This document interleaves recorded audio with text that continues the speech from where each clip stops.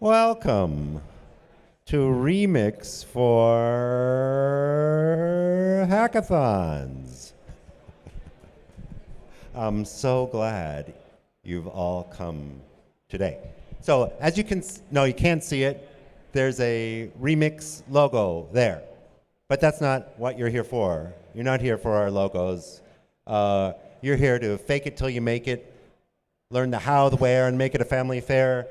Depends and dependencies, making shit work when it don't want to work. Silly chains and lipstick in the pig. So let's begin.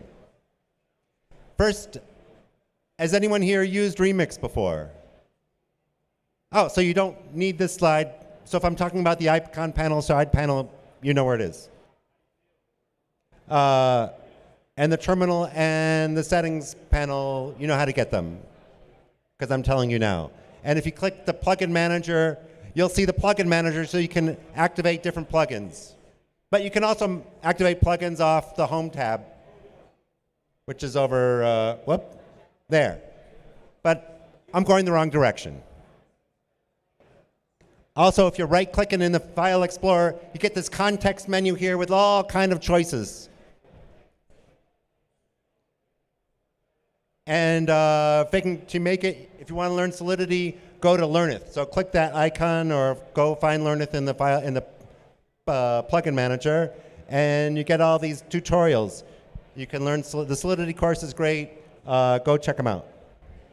And this is the Solidity beginner course, and there are little tests in there, and everything's taken from soliditybyexample.org or com, I forget. Anyway, and you can see answers, and then you can, here's how to answer your questions in Remix by, at the top of every side panel, you can click that caret and it comes down to a link to the documentation. So the first thing to know about Remix is that it's not like a Google Doc. So if your browser really crashes hard, you can lose your work unless you backed it up somewhere. And if you back it up, you could put it in a Git repo, or you could save it to your hard drive by sharing a folder on your hard drive with RemixD. And so that's what the File Explorer looks like normally. And that's what a File Explorer, a workspace in the File Explorer looks like when you have a Git repo attached to it. And here's how you get RemixD running so you can share a folder on your hard drive with Remix. You go to the File Explorer and you click the workspace pull down and you get connect to localhost, and you get a modal that gives you a bunch of instructions about what to do to get this npm package running on your computer. So you get RemixD running, and the command for the RemixD is very complicated. It's RemixD. So for collaborating, it's good to use Git.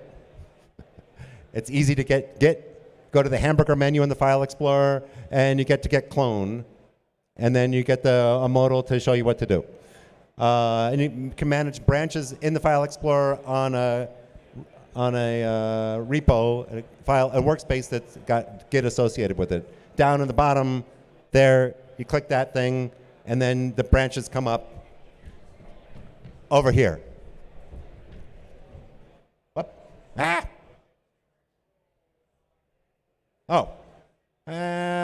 What did I do here? Oh yeah, okay, the branches came up there. And then here's the dgit operations. Git operations are managed through dgit.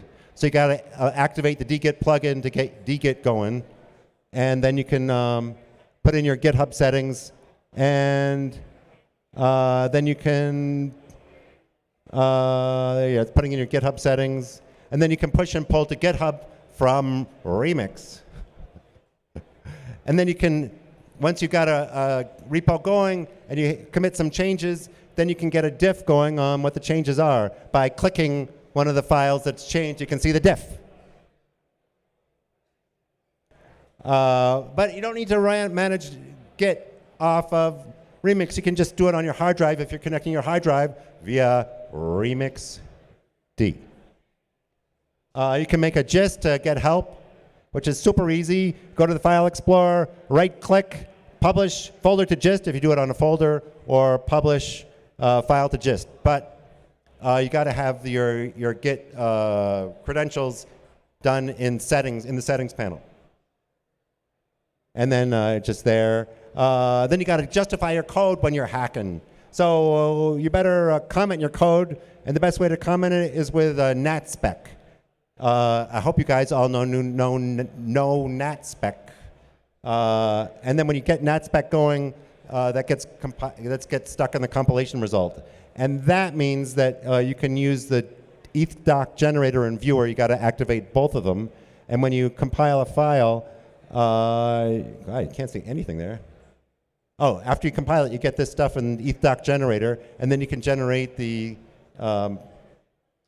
documentation. And if you have an Infura node for IPFS, then you can publish your documentation to IPFS. And you can draw UML diagrams. Oh, and look, the screen turned white, which means there are different themes in Remix, which is easy to get to by clicking the settings panel. At the way bottom of the settings panel, you can get to the theme settings. But here we're generating UML, and you click UML, and you click UML, and oh, there it is. And you can zoom around there. And you can clean up your code by, wow. We're not quite closed. That's mean. Don't listen to that man behind the curtain. Format code. Linting, he's getting me off, he's fucking with my trip over here. Linting, activate sol linter. Get your, oh yeah, and if you close all the tabs in the file explorer, you get, poof, the little shortcuts, which is nice, because it's good to know that Control S is for compiling a contract, so you don't have to always go back to the Solidity compiler. And if your teammates are using Truffle, Hard Hat, or Foundry, here's some techniques. You enable, so first of all, if you're using somebody who's, if you're sharing a Hard Hat folder, you got to connect to the folder via Remix D. And then when you do that, you hit that button over there, which turns into the file. You click that enable Hard Hat compilation over there. And then when you compile it, a file named remix compiler config.js gets created, and then the compilation actually happens in Hard Hat, but it gets picked up by Remix. So you can be working in Hard Hat and Remix, and also if you're working in another tool like Hard Hat or Truffle or Foundry, you can, Remix can, if you're sharing the folder with RemixD, Remix can grab the compilation result and pull it into the deploy and run module, and that means you can work in these other programs and deploy it from Remix or debug it in Remix. Debugging, I'll show you quick a little bit later. But here's a way of recording your transactions in Remix. In the deploy and run module, you'll see the transaction recorder, and you click it down, you can save a bunch of transactions, which puts it into a JSON file, and then you can save these transactions and rerun them if it doesn't quite work right, or you can pass this JSON file to a colleague, and they can run the same transactions in their computer, so you can share the state and share working out bugs that way. You can also draft quickly by making a script in Remix that runs Ethers.js or Web3.js, and then you can run that script to set the state of the contract, which is, and then you can just click a button, compile and run. So you compile it, and then it'll run the script and set the state of the contract. And then when it fails, then you can figure out where it fails, and you can go back, fix that, and then hit the button again and see where it goes. And then then you can take the next step and put the next step in the JS file to take the next step. 8 minutes and 42 seconds left. So you have to know about importing dependencies and just importing files that you want to just play with. So if you want to just import a file, go to the Home tab, and there's these gist, GitHub, IPFS. That's just for playing with files. But for dependencies, just load a dependency like you normally would in any of these other tools. And it grabs it from unpackage.org and opens it up in the dependencies folder in the file explorer. But don't edit those files, because they're dependencies. So that's like pulled it in a bunch of dependencies. And then you'll see. Oh yeah, and so there's autocomplete on imports. It autocompletes all of OpenZeppelin contracts, all of Uniswap, and whatever else is in the local file system there. And here's for adapting contracts, which you hackers will need to do. Make a new workspace. This is for making workspace templates. When you click that pull down, you get all these different kind of templates. There's a bunch of coins templates, and there's a multi-sig, and then there's the default space. But if you choose an OpenZeppelin one, you can get these further features of making it mintable, burnable, and upgradable, especially with the UUPS, because there's more functionality in Remix for managing proxy contracts with the UUPS pattern. And then you can also initialize it for Git too, right in the this pull down. Yeah, what's that about? I don't know. So that's the all those dependencies are pulled in, and you can or you can go to the OpenZeppelin wizard and check out all the put the burnable, dependable, not dependable, but anyway. And then it pulls it into Remix when you click that Open and Remix button. In Etherscan, if you go to a, a verified contract, you can pull up the contract in Etherscan, and then you just switch out etherscan.io for remix.ethereum.org, and blammo, it opens up in Remix in the editor. Or you can go to cookbook.dev, which is an incredible resource. And you go here, and there's a gazillion contracts there, and they have an edit in Remix button, which is super great. And if you want to talk to them, they're right here. Talk to them after. And here's a quick trip to the debugger. You got in the terminal, you just click the debug button after you have run a transaction, and it opens up the debugger panel. And then you can step through the code. It'll show you the opcodes, the byte code, and a whole lot of other features. They can put breakpoints in. And you can jump to the next breakpoint and stuff like that. There's console logs in Remix, which is basically you just got to import that functionality. There's an example of that in 1_ storage, I think, in the default contracts. Deploying to a chain you never heard of, and links to L2 bridges. So there's these. This is now in the deploy and run in the environment section. There's this huge long list now. You can deploy to the local chains. Of course, to use the local chain, you got to get the chain running. So get the chain running and click that, and it'll work.